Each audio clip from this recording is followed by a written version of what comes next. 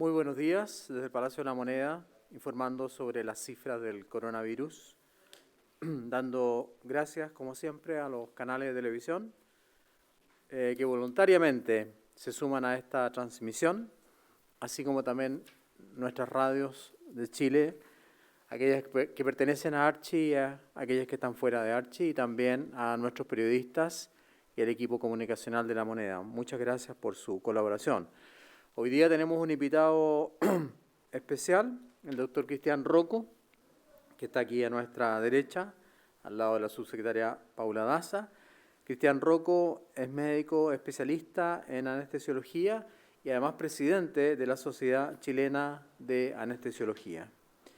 Nuestros datos, y quiero decirlo fuerte y claro, nuestros datos a nivel de lo que transmitimos nosotros día a día y lo que publicamos son confiables y fidedignos. Jamás hemos tratado de ocultar información. Hemos hecho grandes esfuerzos por transparentar y transmitir toda la información, que además se publica día a día en la página web del Ministerio de Salud, y 2 veces por semana se publica el informe epidemiológico que tiene más de 100 páginas ya, y que en el número 41 va a traer todos los datos comuna por comuna para transparentar al máximo las cifras del manejo de la pandemia. El trabajo, además, que se hace a nivel de epidemiología y del Ministerio de Salud, acoge las propuestas del Comité Asesor en Pandemia del Ministerio de Salud y ha tratado, obviamente, de adaptarse a las sugerencias y cambios propuestos por este comité, que para nosotros es muy importante. La doctora Paula Daza se reúne permanentemente con el comité, yo también me he reunido con ellos y hemos aceptado las sugerencias que ellos nos han hecho llegar. En los últimos 14 días, la variación de casos confirmados en Chile ha disminuido en un 11%, menos 11%. El número de exámenes positivos para el día de hoy es de 1.611, con un porcentaje de positividad de PCR de 5% para la región metropolitana y una PCR de 7% a nivel nacional. O sea, muy lejos de cifras del 40% que tuvimos en el máximo de la expresión viral. Quiero agradecer, como siempre, a los funcionarios de salud que han hecho un esfuerzo y lo siguen haciendo, tan importante para el combate de esta pandemia. A continuación, le cedo la palabra al subsecretario de Redes Asistenciales para que nos dé a conocer las cifras oficiales de hoy día. Señor Arturo Zúñiga. Muchas gracias, ministro. La situación en nuestro país, de acuerdo a los casos reportados durante las últimas 24 horas, es la siguiente. 1.566 nuevos casos de coronavirus, de los cuales 1.061 son personas sintomáticas. Y aquí vuelvo a recalcar lo mencionado el día de ayer. Estamos hablando ya de 1/3 de los pacientes que son de forma asintomática. Gran parte de ellos en la búsqueda activa de casos que están realizando desde los CEREMIS de cada una de las regiones del país, apoyados por el trabajo de los alcaldes con los equipos de atención primaria. Con esto ya acumulamos 376.616 casos positivos de coronavirus, de los cuales 349.541 se han recuperado. En cuanto a los fallecidos, de acuerdo a los decesos informados por el Departamento de Estadísticas e Información en Salud, son 39 personas durante las últimas 24 horas, totalizando 10.178 en todo el país. En cuanto a la cantidad de personas que se encuentran hospitalizadas, tenemos 1.268 personas en unidades de cuidados intensivos, de las cuales 211 se encuentran en estado crítico. En relación a la red integrada de COVID-19, podemos informar que existe un total de 570 ventiladores disponibles. Y aquí quiero detenerme para agradecer a los equipos de pabellón de todos los hospitales y clínicas de nuestro país, que transformaron sus servicios para atender a pacientes de coronavirus, tal como lo hacen en las unidades de cuidados intensivos. Gran parte del aumento de camas que tenemos al día de hoy, fue posible gracias al trabajo conjunto, a la colaboración entre los equipos de intensivistas que están en las unidades de cuidados intensivos, pero también el trabajo que realizaron los equipos de pabellón comandados por los anestesiólogos. Para representar este agradecimiento está con nosotros, ya lo presentó el ministro, el doctor Cristian Rocco, presidente de la Sociedad de Anestesiología de Chile, a quien le cedo la palabra para que nos relate cuál ha sido el trabajo que han realizado. Muy buenos días. Muy buenos días, señor ministro París. Gracias por la invitación, subsecretario. Yo solo soy parte y representante de una parte del equipo de salud que no solo está representada por anestesiólogos, sino también agradecer la labor realizada por el personal de enfermería, técnicos de enfermería, auxiliares, secretarias, porteros, guardias. Desde que comenzó la pandemia, nosotros no podíamos no estar presentes para colaborar y estar aunados junto con los intensivistas.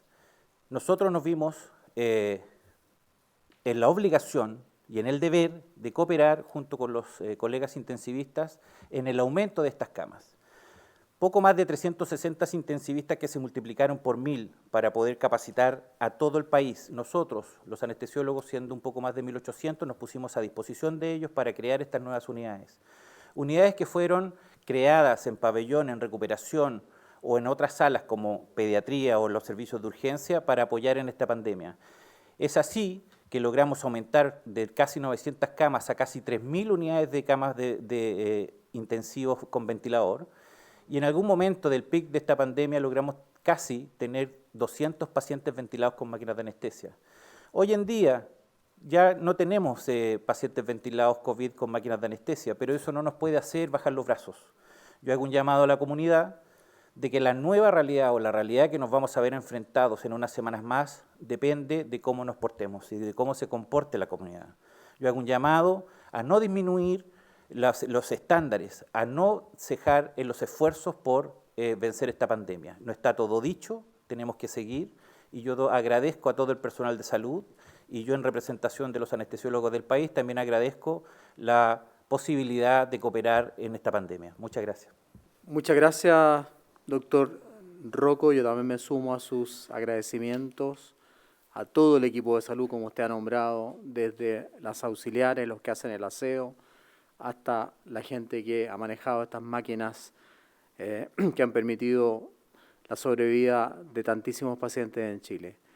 Continuamos con la información de los datos, subsecretario Zúñiga. Sí, para terminar, en cuanto a la red de laboratorios, durante las últimas 24 horas se informaron 22.249 exámenes por PCR, totalizando 1.889.616 exámenes desde el comienzo de esta pandemia.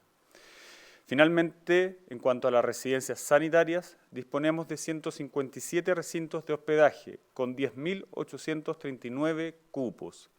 Y nuevamente hago el llamado, estos son cupos que están disponibles para la ciudadanía y totalmente gratis. ¿Para qué? Para que cualquier ciudadano, independiente de la situación de vulnerabilidad de su hogar, pueda realizar una cuarentena de forma efectiva. Para tomar en contacto y poder acceder a una residencia, el teléfono al cual deben llamar es el 800-726-666. Eso es todo en cuanto a la cuenta del día. Muchas gracias, don Arturo Zúñiga. Pasamos a las preguntas, entonces. Primera pregunta. Hola, muy buenos días. Usted hablaba, ministro, de un 5% de la positividad de los exámenes PCR en la región metropolitana. ¿Podría mañana Santiago pasar de cuarentena a transición? ¿Cómo están los indicadores en Santiago y también en otras comunas? ¿Y sería factible también que otras comunas de la región metropolitana pasaran a esta segunda fase del plan paso a paso? Y lo otro es con respecto al plebiscito, quedan menos de 80 días para este proceso, se han estipulado protocolos sanitarios, por supuesto, para evitar cualquier tipo de contagios, pero sigue pendiente la situación de las personas contagiadas con COVID-19, también sus contactos estrechos que van a estar en cuarentena en esos momentos. Finalmente, ¿cuál va a ser el mecanismo de votación para poder asegurarles a todos ellos este derecho a sufragio? Muchas gracias por la pregunta. Maribel, perdón. Va a contestar la doctora Paula Daza, Maribel. Hola Maribel, bueno, con respecto a la primera pregunta, efectivamente hemos visto una mejoría en la región metropolitana importante con respecto al número de casos y también con respecto a la positividad, y eso quiero decir que en toda la región metropolitana hemos visto una tendencia positiva. Efectivamente, las comunas de Santiago y también las comunas de Estación Central son las comunas que han tenido un menor número de casos y una mejor, evidentemente ha funcionado mejor los últimos días. Sí estamos mirando con muy de cerca, como hemos dicho en lugares anteriores, días anteriores, estas comunas tienen una particularidad en que la población flotante es muy importante, por lo tanto sí, como lo hacemos los días miércoles, vamos a analizar la situación de estas dos comunas para ver si pueden seguir avanzando en el paso a paso a una etapa de transición. Es un trabajo que lo hacemos también con los otros ministerios, Ministerio de Transporte, también con el Ministerio del Interior, porque tenemos que tener y Ministerio de Economía, porque efectivamente al pasar a la etapa de transición hay una serie de locales de actividades que empiezan a abrir y por lo tanto todos ellos tienen que cumplir y tener los protocolos adecuados para poder entrar en esta nueva etapa. Por lo tanto, el día miércoles vamos a analizar la situación de estas comunas y también la de otras. En relación al protocolo del plebiscito, hoy hay una mesa técnica que se trabajó, una mesa técnica del Ministerio de Salud junto con el CERVEL, que elaboró un protocolo que tiene un análisis profundo y hoy día está siendo analizado por distintos expertos, tanto dentro del Ministerio, dentro del Ejecutivo como fuera del Ejecutivo, personas de la OPS y personas de las sociedades científicas, para ver cómo se va a implementar el plebiscito en relación a la pandemia y al tema que usted misma dijo. También quiero decir que el Ejecutivo en el día de hoy presentó indicaciones al proyecto de ley que se encuentra en el Congreso, presentó indicaciones principalmente para darle más atribuciones al CERVEL en relación a la pandemia, principalmente a medidas sanitarias. Subsecretaria, sí, pero con respecto a esos casos puntuales de enfermos COVID-19 y los contactos estrechos, ¿qué mecanismos se está estudiando?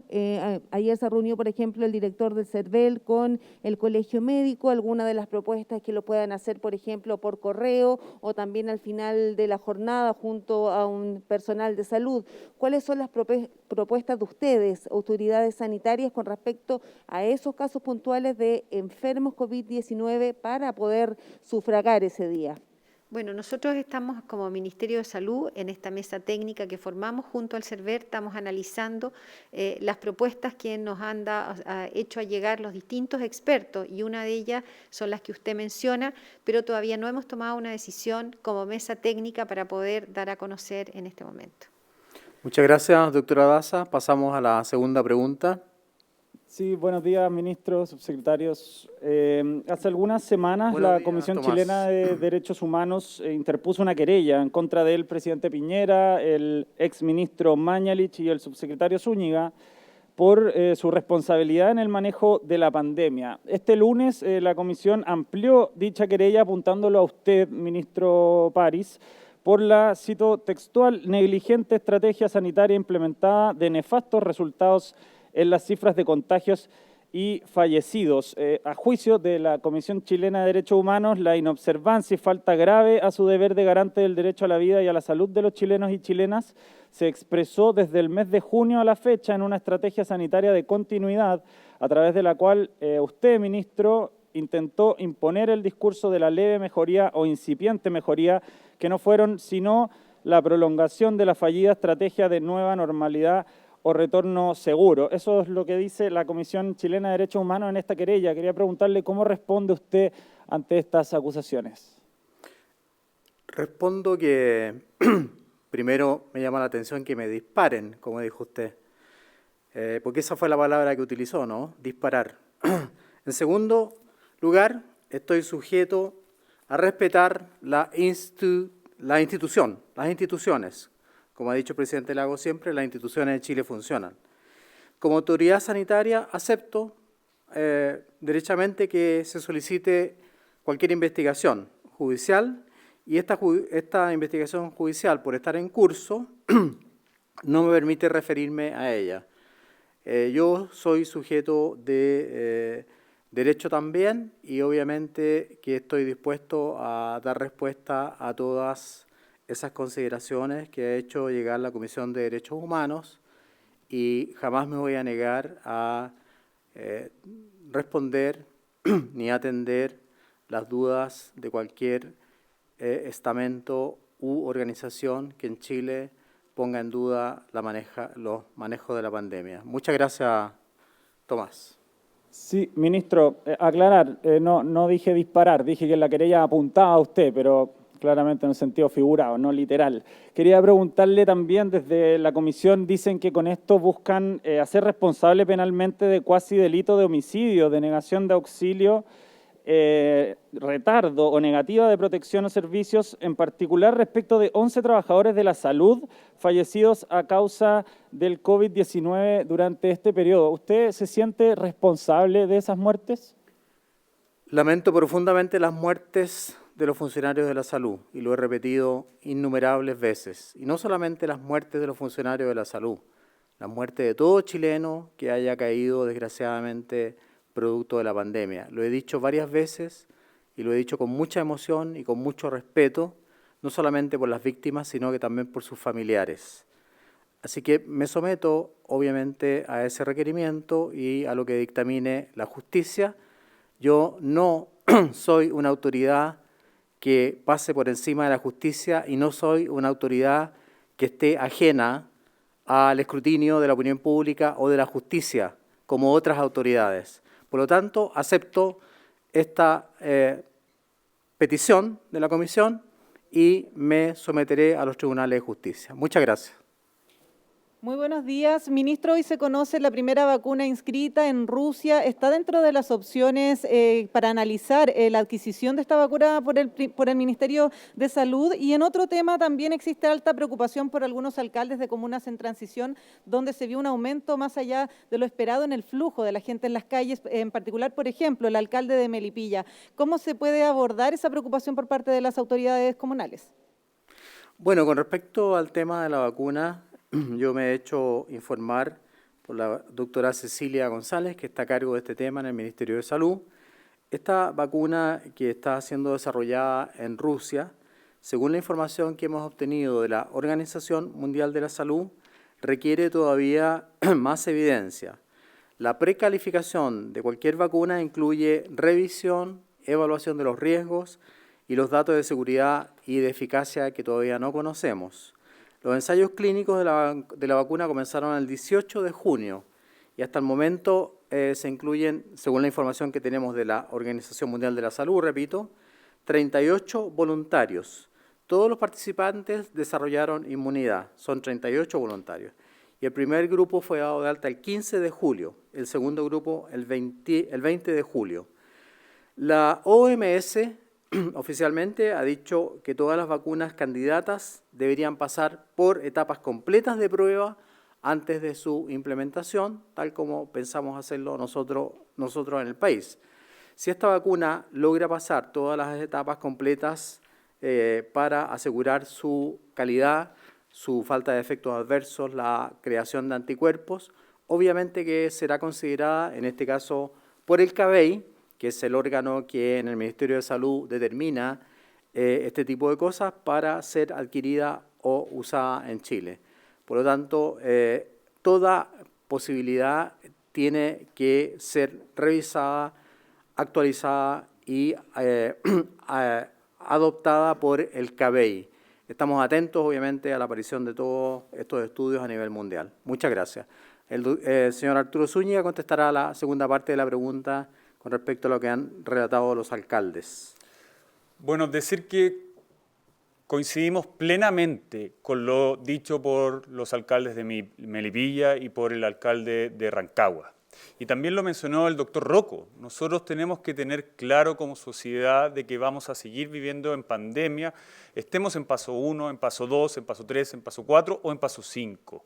Y es por eso que el llamado que hizo ayer el alcalde de Melipilla en cuanto a que la situación parecía de un 24 de diciembre, en cuanto a la cantidad de personas que habían en las calles, es algo que nos apena y nos preocupa, pero obviamente nos hace darnos más ánimo a que el mensaje tiene que ser más claro todavía. Necesitamos que la ciudadanía haga cuanto antes este cambio cultural. Necesitamos que incorpore el lavado frecuente de manos, el uso de mascarillas y el distanciamiento físico. Si no nos damos cuenta de esto, vamos a retroceder. Lo que sucedió ayer en Rancagua y en Melipilla es algo grave, ¿ya? Nosotros entendemos que las personas tengan que salir para socorrer a un adulto mayor que necesite un acompañamiento. Entendemos a una persona que requiera ir a un servicio de urgencia por temas sanitarios, de salud, pero no entendemos que hayan personas que pudiendo evitar salir a la calle, lo hagan de la forma en como lo hicieron los habitantes de Melipilla y de Rancagua el día de ayer. Muchas gracias, subsecretario Zúñiga. La siguiente pregunta le corresponde a Radio ADN. ¿Qué tal, ministro? Muy buenos días todavía. Ayer en una comisión especial investigadora de la Cámara relacionada a las defunciones asociadas al COVID, usted reveló que antes de una serie de cambios que se han ido realizando a la metodología, al inicio de la pandemia, comillas, toda la estadística recayó en el gabinete del exministro Jaime Mañalich. Le quiero preguntar si ese equipo continúa en el ministerio, si sabe por qué existió una especie de mediador en los datos y qué significó para efectos del manejo de la crisis. Y lo segundo, porque justo ayer también a través de CIPER nos enteramos que la Fundación La Pública, una organización que promueve el uso ciudadano de la ley de transparencia, pidieron acceso a un cuaderno amarillo que su antecesor utilizaba en diversas reuniones e incluso en puntos de prensa. Advierten que ahí hay información pública. Sin embargo, la subsecretaria Paula Daza rechazó esta solicitud y sabiendo que la estadística primero estuvo en manos de este gabinete y no del DEIS, por ejemplo, parece tomar aún más valor lo que pueda tener ese cuaderno. No sé si nos pueden explicar o entregar algunos detalles de lo que usted dijo ayer y respecto a este rechazo a la solicitud de información de ese cuaderno amarillo. Por supuesto, con mucho gusto. Yo soy transparente y no voy a ocultar ninguna información, así como estoy seguro que el ministro Mañalich no ocultó ninguna información, nunca. La comisión investigadora de la Cámara de Diputados, a la cual asistí ayer, y por lo que veo es observada públicamente, y me parece muy bien que haya transparencia, me preguntó sobre este dato, sobre esta información, y yo expliqué con toda la claridad suficiente que en el comienzo de la pandemia el DEIS estuvo, preparándose para poder dar los datos diarios, pero al comienzo obviamente lo hizo el gabinete del ministro. ¿Por qué? Porque justamente se exigía una información diaria. El DEIS, a medida que pasó el tiempo, fue adaptándose a esta posibilidad de dar la información diaria y la información fue migrando desde el gabinete del ministro hacia el Departamento de Estadísticas del Ministerio de Salud, primero basándose, como ustedes recuerdan, en los certificados de defunción del registro civil más la PCR, y después además agregamos los certificados de defunción, donde apareciera la palabra neumonía, neumonía viral, neumonía grave, más PCR al mismo informe. Finalmente, el DEIS agrega 2 veces por semana lo que hemos llamado, en el informe epidemiológico, lo que hemos llamado los pacientes probables o posibles relacionados con fallecimientos por coronavirus. Esto ha sido un esfuerzo gigantesco. Antiguamente el DEIS se demoraba un año prácticamente en dar esta información. Ahora, con el esfuerzo que se ha hecho, lo da diariamente, día a día, y es las cifras que nosotros relatamos. Otros países han dicho que se van a demorar un año en dar esta información. Por lo tanto, fue una evolución normal dentro de un fenómeno nuevo para el Ministerio de Salud, que era la pandemia por el coronavirus. Por lo tanto, no tiene nada de raro, no tiene nada de extraño, no se ha tratado de ocultar nada. Con respecto al cuaderno amarillo, verde, rojo, azul o como se llame, yo no tengo nada que decir, porque obviamente eso le corresponde al ex ministro Mañalich. Ahora, yo también tengo un cuaderno, entonces voy a dejarlo aquí porque capaz que también me lo vayan a pedir en el futuro. Y yo lo voy a entregar, no tengo nada que ocultar. Ninguna autoridad sanitaria tiene nada que ocultar, y eso quiero dejarlo claro ante la opinión pública. Sí, ministro, no se lo pregunto por el color del cuaderno, se lo pregunto porque si el documento en cuestión fue utilizado como sustento o complemento directo y esencial, su carácter debiera ser público y de libre disposición a quien lo solicite. Lo especifica, de hecho, el artículo 5 de la Ley de Transparencia, ministro. Bueno, si la Ley de Transparencia especifica eso y el ministro es solicitado en ese sentido a entregar la información, yo estoy seguro que la entregará. No creo que haya nada, lo repito por enésima vez, nada hay que ocultar. En el Ministerio de Salud nadie oculta nada, todo lo contrario, y las cifras son lo más transparente posible. Chile está calificado en el mundo como el 5º país del mundo que transmite mejor las cifras de la pandemia, y eso ha sido publicado internacionalmente, es un reconocimiento. Lo digo una vez más, a los funcionarios del Ministerio de Salud, a los funcionarios del DEIS, a los epidemiólogos que trabajan con nosotros, a todas las seremías y a los directores de servicio que nos envían información día a día. Muchas gracias. Ministro, ayer la subsecretaria Daza dijo que en fase de transición se va a poder hacer deporte en espacios públicos o privados que sean abiertos y hoy ya se emite una resolución al respecto. ¿Qué deportes propiamente tal se van a poder practicar más allá de este límite de 10 personas en caso de ser un deporte colectivo? Y si es que el uso de mascarilla al final es obligatorio en todo momento de la actividad deportiva. Muchas gracias por la pregunta, la contestará la doctora Daza. Bueno, con respecto a la actividad deportiva, primero que nada es muy importante decir que en relación a los distintos pasos, esta actividad está prohibida en la etapa de cuarentena, en la etapa transición, sí está permitida la actividad física al aire libre, y eso es importante decirlo, son actividad física al aire libre, no está permitida en recintos cerrados. Son deportes que pueden ser individuales o deportes que pueden ser colectivos, hasta 10 personas en lugares públicos o privados. ¿Cuáles son los deportes que pueden hacer? Todos aquellos que tengan respeto de las normas del punto de vista sanitario. Evitar el contacto directo, ¿cierto? Primero que nada, privilegiar el espacio abierto, hasta 10 personas, puede ser en un parque, puede ser en una cancha, puede ser en distintos lugares y distintos deportes que mantengan esas normas. Con respecto al uso de mascarilla, el reglamento del Ministerio de Salud dice que es obligatorio el uso de mascarilla, salvo cuando la persona se encuentre realizando cualquier actividad física. Por lo tanto, las personas que se encuentran realizando una actividad física individual o colectiva no deben tener uso de mascarilla. Sí respetar las normas sanitarias, como hemos dicho, de evitar el contacto directo y evitar privilegiando el lavado de manos. Y aquí quiero ser muy clara. El Ministerio del Deporte tiene distintos protocolos de las distintas actividades deportivas.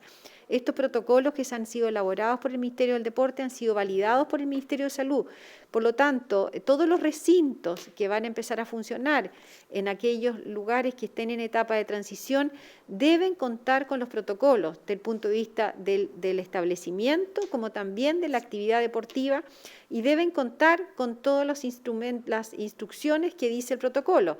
Estamos hablando entrada, salida, aforo y también lavado de manos, esta prohibición el uso de bebederos de agua, y evitar el uso de mobiliario, por lo tanto, una serie de medidas. También tienen que estar cerrados los camarines y también están cerrados aquellos lugares comunes para compartir, salvo los lugares esenciales. Por lo tanto, es muy importante que estos recintos que están empezando a funcionar o van a empezar a funcionar en etapa de transición cuenten con los protocolos porque la Seremía de Salud, con sus fiscalizadores, puede ir a fiscalizar una institución y deben estar manteniéndose y ejecutándose estos protocolos. Muchas gracias, doctora Daza. Subsecretaria, un punto respecto a la pregunta. ¿Podríamos ver entonces, por ejemplo, pequeños partidos de fútbol o, por ejemplo, centros abiertos como son las canchas de esquí o de golf? Sí, todos los lugares públicos o privados que cuenten con un lugar donde estén los protocolos pueden efectivamente estar abiertos durante este periodo. Con respecto a la actividad del fútbol, efectivamente es una actividad que se puede privilegiar siempre y cuando no se mantenga el contacto estrecho, es decir, evitar el contacto directo con la otra persona, porque sabemos que evidentemente una actividad deportiva donde hay un contacto con la otra persona existe más riesgo de contagio. Muchas gracias, buenas tardes. Con esto damos por terminada la información del día de hoy. Gracias nuevamente a los canales, a las radios, a los periodistas y al equipo de La Moneda. Que tengan un buen día.